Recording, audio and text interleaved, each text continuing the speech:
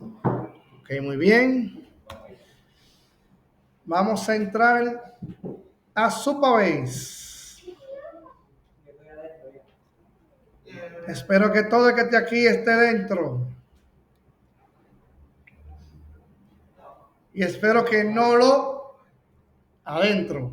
Eso es un código que dependiendo de su pensamiento, usted lo interpreta. Yo lo dije literal. Exacto. Dependiendo de tu compilador, tú interpretas ese código.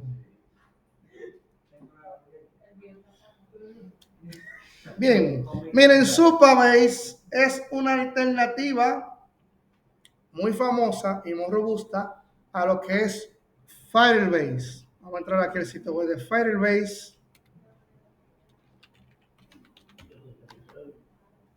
Bien, y como podemos ver aquí, firebase.google.com significa que es de Google y es muy famosa y también muy robusta. Bien, pero Supabase es de código abierto. Firebase tiene una capa gratuita, pero con ciertas limitaciones donde Supabase nos permite a nosotros hacer un montón de cosas en el plan gratuito. Vamos a darle a pricing. En el pricing, vamos aquí, mírenlo ahí. El plan free. Perfect for passions projects y simple websites, ¿verdad? Para proyectos web simples y apasionantes. Pero no es que un website básico o un website sencillo, no. Puede ser todo un proyecto. De hecho, hay muchísimas aplicaciones que aún en la capa gratuita funcionan, siempre y cuando sepan programarla y sepan hacer ciertas truquerías. Tengan esto en mente, la truquería divide al novato del pro. Es la truquería, nada más, en todo. Así que en buena ley sean truqueros. A ver, el plan free, miren, un limit APIs request, o sea, solicitudes desde la API de manera ilimitada. Para un plan gratuito esto está excelente. No nos limita la cantidad de peticiones que podemos hacer desde una API. O sea que estamos ganando ahí. Bien, nos permite tener de manera activa hasta 50,000 usuarios por mes. 50,000 usuarios es un montón. Ya si pasa de 50,000 usuarios activos, sí, pero hay que pagar, como tú dices. Pero tú le tienes que estar sacando los verdaderos cuartos que tú no vas a sentir el pago. O sea, para tú tener, o sea, tú tienes una aplicación que tenga 50,000 usuarios, pues tú tienes que estar echándote la funda de verdad.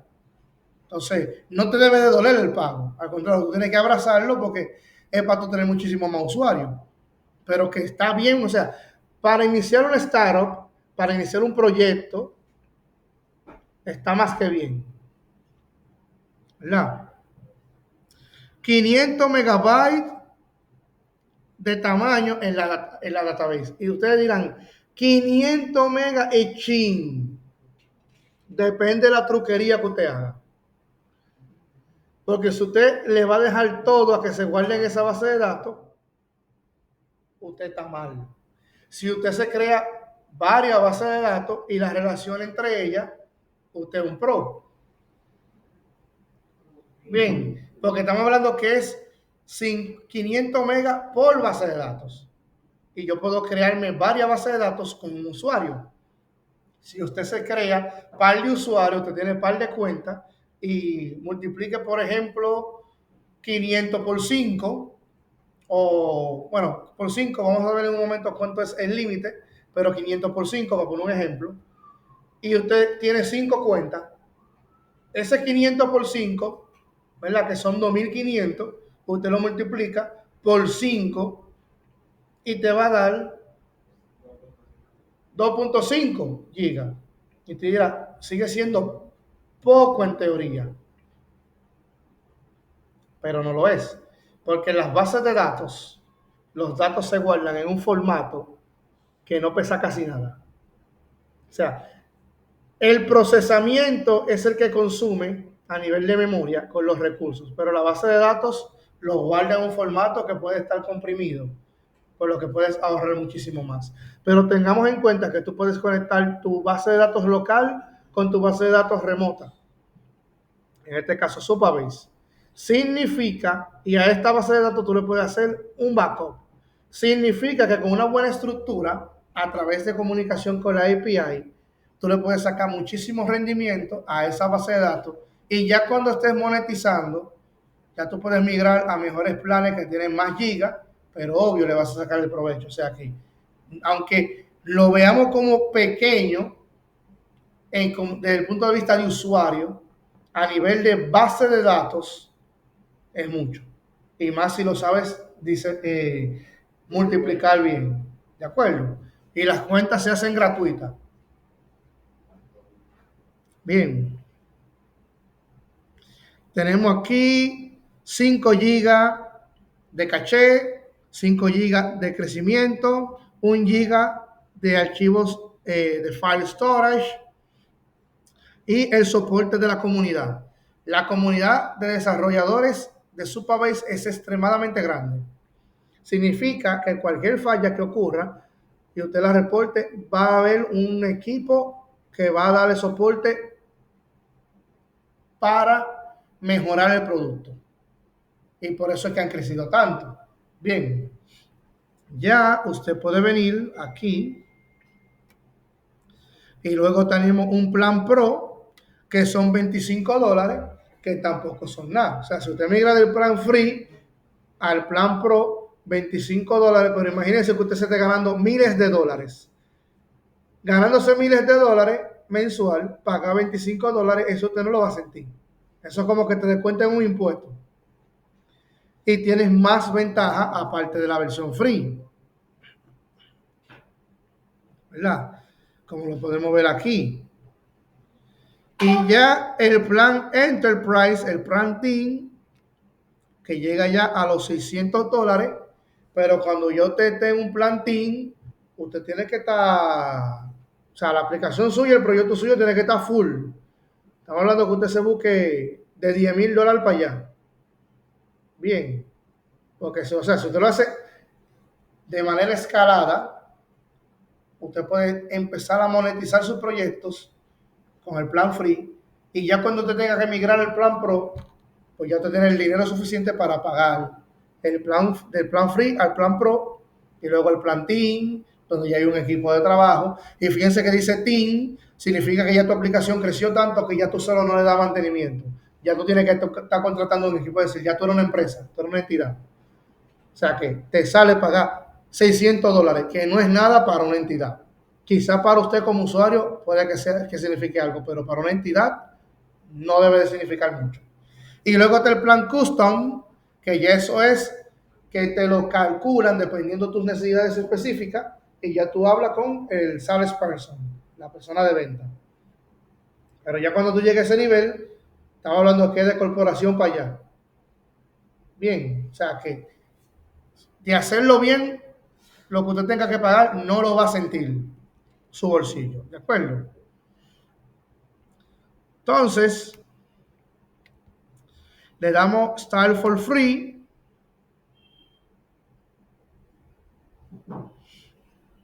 Y luego me va a decir a mí, me va a mandar a esta página, a este endpoint, donde me va a mostrar la interfaz de inicio de sesión, porque tengo que crear una cuenta.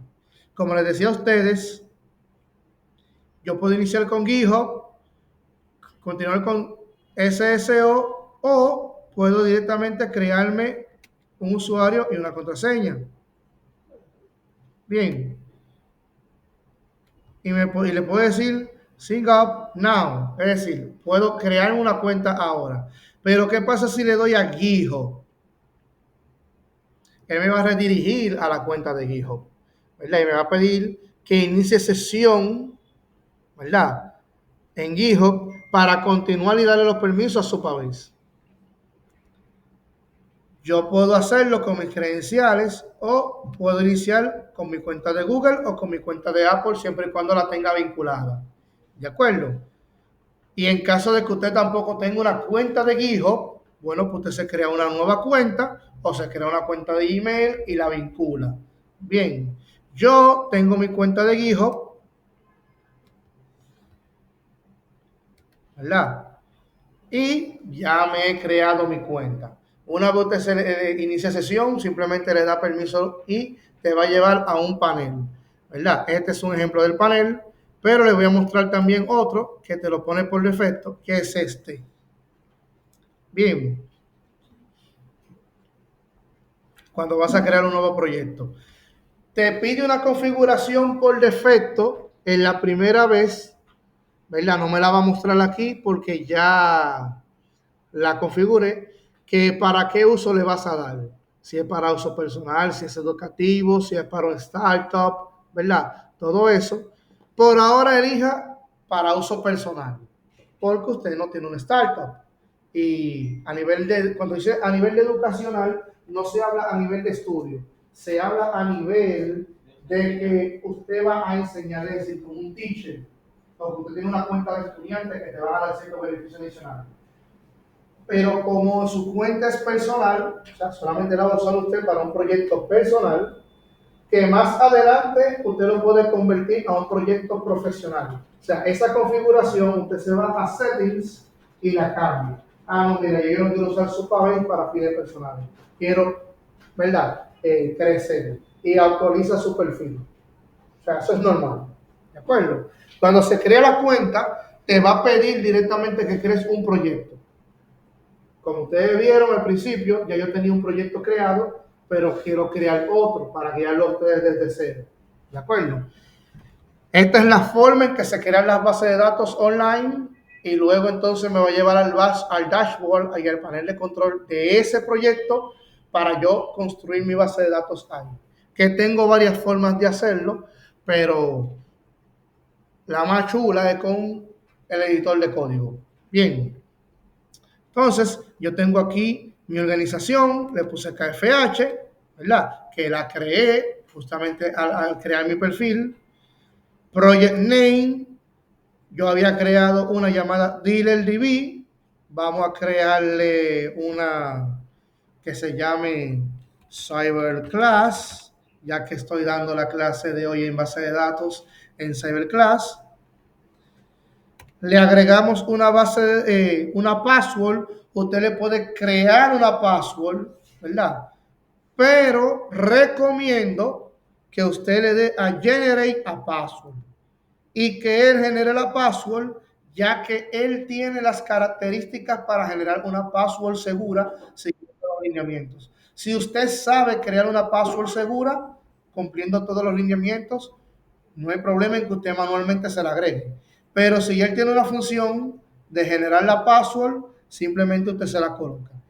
Le da a copiar, fíjense que la password no nos la muestra, ¿verdad? Entonces usted abre un blog de notas, un archivo, ¿verdad? O un archivo .m para un archivo de entorno local, para temas de cifrado y para temas de, ¿verdad?, de protección de los datos. No muestre esa clave, no comparta la clave con personas no autorizadas. Usted guarda la clave porque cuando se tenga que conectar para hacerle peticiones al backend que se conecta con tu API, ¿verdad? Porque no vas a tener acceso directamente a la base de datos, sino que dentro de Supabase se habilita un backend. Y ese backend es que habla directamente con la base de datos. A ese backend se le conoce como core, el núcleo, ¿verdad? Porque está dentro de los servicios del cloud de Supabase. Y él es que conoce directamente la base de datos. Tu API, tu backend, va a hablar con el backend de Supabase y a través de ahí es que le vas a hacer consultas. Obvio, existe una forma también de tú deshabilitarle la función de que él cree su propio backend y que te dé directamente conexión directa, pero ya hemos visto que eso es una mala práctica porque el frontend no debe de tener acceso al backend, a la base de datos, si no es a través del backend. Entonces, usted crea un backend robusto, usted crea un backend que se encargue de la lógica de negocios y que a la hora de hacer transacciones en la base de datos, sea ese backend que hable con el backend de Supabase para que luego entonces llegue a los datos. Y ahí le agregas una capa de seguridad adicional. Esa es la práctica recomendable. Bien, principalmente para los que están iniciando desde cero, ya que cuando se programa desde cero no se conoce cómo desarrollar un backend tan robusto y que los backends muy robustos requieren de trabajo en equipo y no se desarrollan de un día para otro. O sea que siempre mejor utilizar recursos que ya existen y servicios que ya existen en lo que te vas buildeando como desarrollador backend y vas conociendo ciertas cosas para que luego tú vayas implementándola en tu propio backend hasta que ya no necesites utilizar el backend de Supabase o de otro servicio que brinde, ¿verdad?, esos features. ¿De acuerdo? Yo copio aquí mi código, mi password, le vamos a dar a Security Options y en Security Options, perdón, tenemos dos formas. What connection do you plan to use? Data API plus connection string, la que les mencionaba, ¿verdad? Él va a conectar Postgre vía un auto-generate HTTP API, es decir, él va a autocrear una API para que mi aplicación hable con la base de datos, pero a través de la API de ellos. Yo tengo esa opción o simplemente le digo Only Connection String. Y si le doy a Only Connection String, me dice Data API will effectively be disabled. O sea, va a ser deshabilitado de manera automática. Solamente voy a tener el string. Y si yo coloco el string, el connection string, directamente a la aplicación, pues voy a tener acceso directo a la base de datos. Pero no coloquen eso en el frontend. Si usted no tiene un backend, no elige esa opción. Si usted no ha construido un backend, no elige esa opción. Si usted no ha construido un backend robusto, es decir, usted tiene uno, pero no tiene toda la robustez que necesita, no elige esa opción. ¿De acuerdo? Incluso aún los que tienen mejores prácticas prefieren utilizar la API de Supabase porque también tienen un equipo que le da mantenimiento, saben lo que están haciendo, conocen el producto y qué mejor que utilizarlo y más si no lo están ofreciendo de manera gratuita, ¿verdad? Entonces te dice, mira, Postgres, which power the data API will have no schema available. O sea, no va a tener poder ni va a estar activo para intervenir en caso de sean ataques, solicitudes, ¿verdad?, que vengan de forma no autorizada. Porque, por ejemplo, si yo tengo el connection string y yo lo capturo de la API de alguien, por ejemplo, o del frontend de alguien, yo puedo crear mi propia aplicación para hacerle petición y como tengo el string de conexión y la clave, ¿verdad?, él me va a aceptar y yo voy a poder entrar a la base de datos y hacer lo que yo quiera. Entonces, eso es lo que estamos evitando, ¿verdad? Y hay que agregarle seguridad. Entonces, vamos a elegir la número 1 y luego dice Data API Configuration, Use Public Schema for Data API. Vamos a darle ese default y es que él puede hacer un query a todas las tablas del esquema público, ¿verdad?, de la estructura de base de datos pública.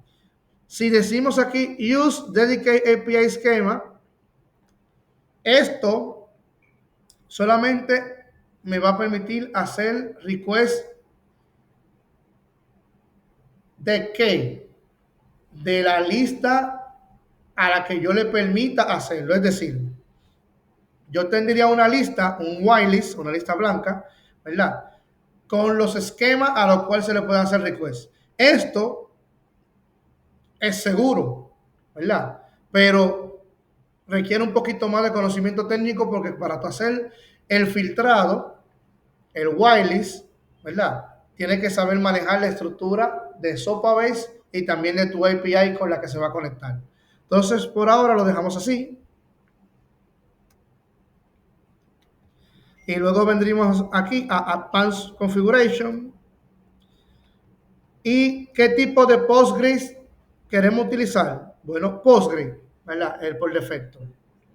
Recomendado para producción, ¿verdad? Si yo quiero lanzar mi aplicación a producción, lo recomendable es que yo utilice solo Postgres. Ahora, si yo quiero un entorno de desarrollo, yo utilizo Postgres with OrioleDB. Y eso me permite a mí,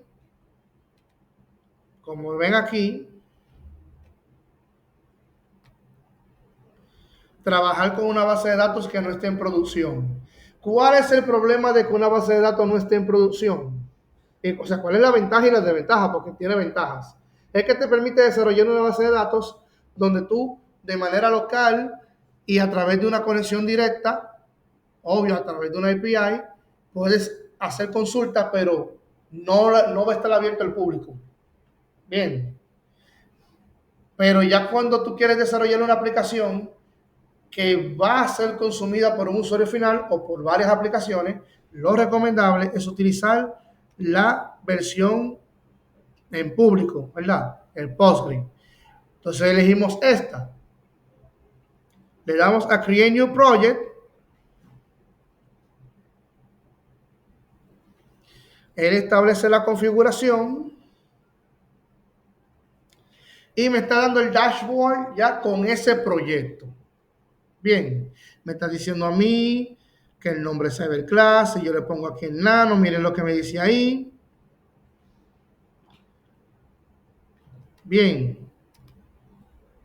yo puedo upgrade, ¿verdad? Aquí me dice si quiero más computer, más computador, más cómputo, pero eso es en caso de que este proyecto ya vaya a migrar para un plan pro. Si mi aplicación empezó a coger auge, empecé a monetizar, empecé a bregar, y ya yo veo que se está agachando tanto el almacenamiento como la máquina virtual donde está corriendo mi sistema operativo con la base de datos a nivel global, y yo necesito más poder de cómputo para seguir brindando los servicios de manera eficiente, ya yo puedo darle aquí y entonces me van a salir los planes. Pero eso es justamente cuando yo te lo necesite. No se pongan a buscar plan Pro y plan Team si usted no está facturando. No tiene sentido. Eso es desperdiciar dinero y el dinero no está para desperdiciarse. ¿De acuerdo? También aquí me está mostrando un resumen de la cantidad de tablas que tengo creadas, las funciones que le he programado y hasta las réplicas que he hecho. Tengo aquí el Project Status. Bien. Y en el Project Status me dice los status, ¿verdad? La base de datos está healthy, ¿verdad? Está saludable. Postgres REST. Este Postgres REST, esta es la API. El auth, ¿verdad? El authenticator está bien. El real time también. El storage hasta el momento está bien. Y igual el edge function para que todo esté de manera sincronizada y funcionando. En el momento que uno de estos servicios corre algún riesgo o peligro o que se empiece a llenar, él me va a dar un aviso ahí. Significa que yo tengo que estar bien activo con mi dashboard porque es donde yo voy a estar monitoreando en tiempo real lo que está ocurriendo en mi base de datos. ¿De acuerdo? Entonces me da la bienvenida. Welcome to your new project. Your project has been deployed on its own instance. Es decir, el proyecto fue desplegado, fue publicado en su propia instancia. Significa que esta base de datos que nosotros estamos utilizando no está siendo compartida con otra base de datos de otro proyecto, de ningún otro desarrollador. Bien, ellos tienen un servidor con los recursos limitados, ¿verdad? Que es el plan free, pero es una instancia única donde está corriendo los servicios y la base de datos único, independiente. O sea que, aún siendo el plan free, ya no están brindando seguridad. Y eso es bueno cuando queremos desplegar una aplicación. Más con miras de convertir esa aplicación de proyecto personal a un proyecto más público. with its own API, ¿verdad? Y que ya está ready to use, es decir, le agregó su propia API para hacer lo que es el CRUD. Aquí venimos y le dice, get started by building building out your database, y me dice a mí que tiene dos opciones. Él tiene más realmente, pero dos opciones principales. El Table Editor, el editor de tablas, y el SQL Editor, el editor de SQL. Para los participantes que están aquí tomando la clase, ¿cuál ustedes creen que van a usar? Díganlo en voz alta. Dan un solo dijo, o sea que nosotros odian SQL. ¿Cómo es? ¿Qué escuela es que van a usar? Ay, parece que estoy en un funeral. Bien. No lo digo por ti, Luis, lo digo porque el resto no está diciendo nada, entonces está en el aire. Bueno, SQL Editor. Si le damos a Table Editor, yo puedo, ¿verdad? Trabajar con tablas. Puedo venir aquí, seleccionar mi esquema, darle New Table y aquí poner el nombre de la tabla, una descripción, habilitarle servicio, ¿verdad? Etcétera, etcétera.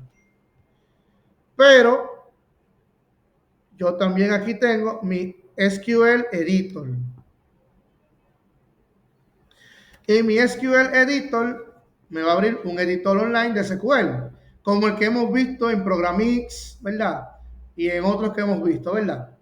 O sea que ya esto debe ser familiar.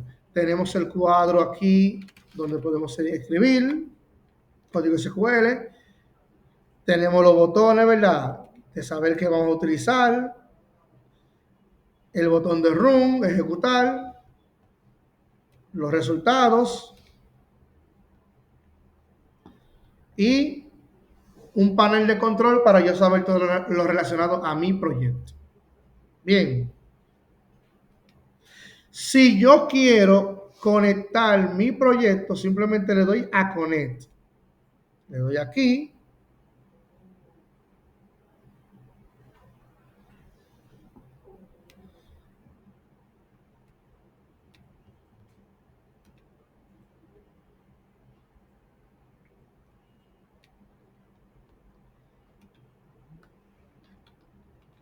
Ok, aquí.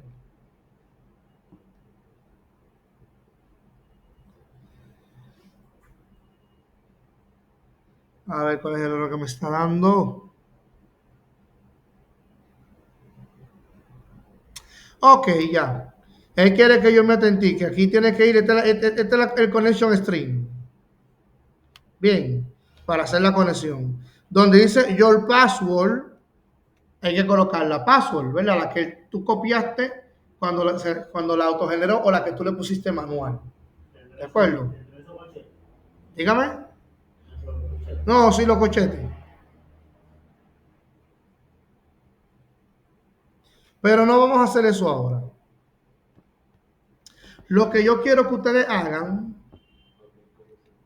es crear la base de datos que se creó ayer del dealer, pero que ahora está en su Supabase.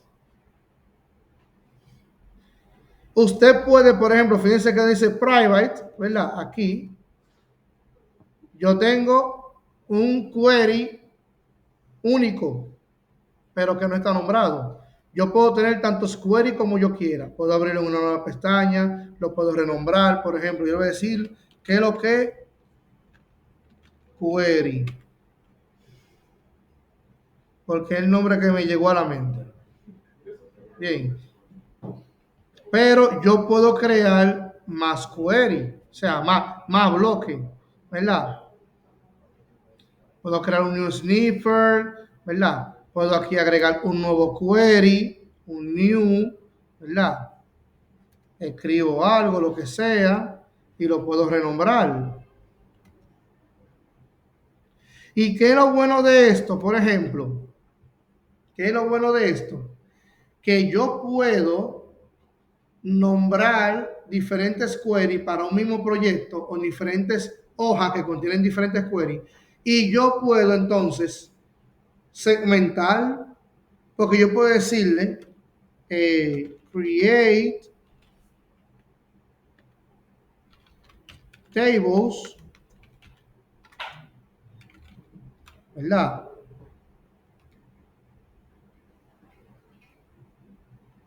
Y yo puedo tener uno para crear, uno para actualizar, uno para insertar, uno para consultar y no tener un solo query con todo el código. Lo puedo segmentar y ya como me dice el nombre, si yo voy a hacer una operación de consulta, me voy directamente a la hoja que tiene los queries con todas las consultas que yo estoy acostumbrado a hacer. Y si aprendí una nueva consulta, simplemente la guardo en esa hoja de consulta, de query. Si es para crear, si voy a hacer, ¿me entiendes? O sea, que ya yo puedo dividir mi lógica grande en lógica más pequeña dentro de este editor que ya más profesional. ¿De acuerdo? Entonces, en este proyecto no tengo nada y no voy a hacer realmente nada. Ya yo me adelanté y creé, por ejemplo, voy aquí a Cyberclass y en vez de Cyberclass voy a elegir DealerDB para cambiar de base de datos. Y fíjense que yo estoy haciendo los select con los datos guardados. Es decir, así mismo como yo creé la base de datos en la clase de ayer, así mismo la vamos a crear dentro del editor de código. Bien, si yo voy a seleccionar, por ejemplo, todos los campos de vehicles, ¿verdad? Pero si yo ahora vengo y digo que sean de services, fíjense que ya también me permite autocompletar. Y si yo ejecuto, tengo los datos. Bien, si yo pongo, por ejemplo, custom, míralo aquí, ya yo puedo seleccionar. Una forma también en que yo puedo correr directamente sin darle a F5, porque como estamos en la web, ¿verdad? Si le damos F5, se va a reiniciar la página, es con Control Enter.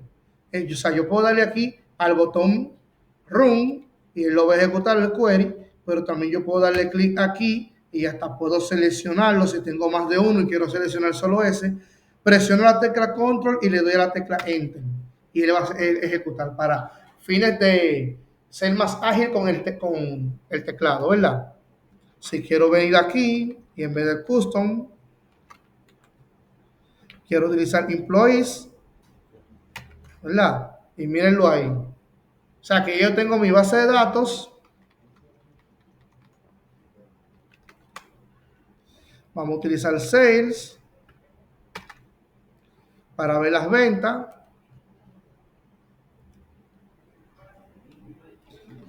Bien, y ya voy a dejarla con la de vehículos.